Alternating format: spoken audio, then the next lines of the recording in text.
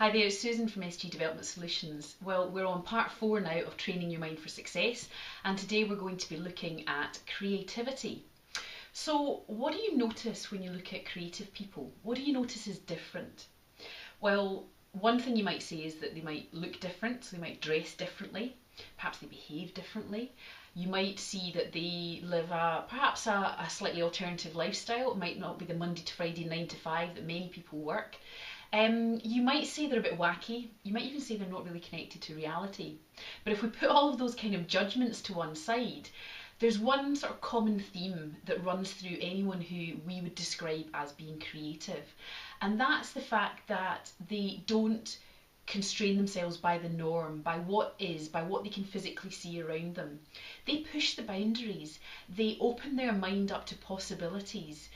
They're not constrained by the physical reality they can see around them, they see possibilities. So what they're really doing is using their mind and their brain in a different way to someone who perhaps we might not describe as so creative. So what can we learn from them in terms of training our mind for success? Well, what I'm about to share with you might sound a little bit like I'm contradicting what I said in part 2 when we talked about focus, because there I was talking about focusing your attention and not letting yourself be distracted by your thoughts. That's exactly what I'm going to ask you to do now.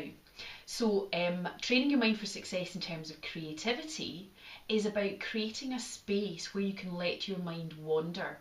Now, it's not a contradiction to what I said before, because your mind is capable of doing both, and each can be beneficial to you. And so it's about just being consciously aware of which mode you're in and being able to shift and switch between the two modes whenever you need to. So what you need to do is to create a space where you can allow your mind to wander, allow it to be free, allow it to go to places that it might not go to when you're focusing your attention on a specific thought.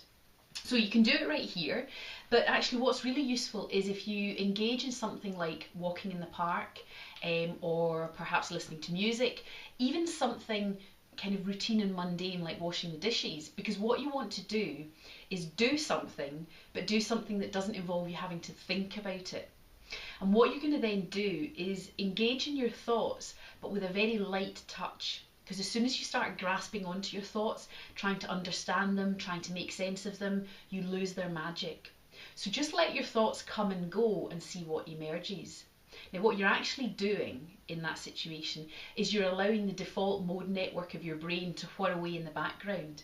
And what it does is, because your conscious mind is out of the way, your conscious mind isn't thinking and trying to understand things anymore, you're letting other parts of your brain open up and free up and come up with perhaps unusual things you might not have come up with before, and certainly see connections and see beyond the boundaries that you might see when you're in a less creative mode.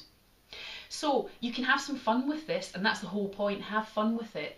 You're not trying to achieve anything, you're just getting your conscious mind out of the way and letting the other parts of your amazing mind do their amazing stuff. So have fun. I'd love to hear what comes out of this for you, and as always, if you'd like to chat a little bit more about it, then please just get in touch. I'll look forward to speaking to you again soon. Thanks.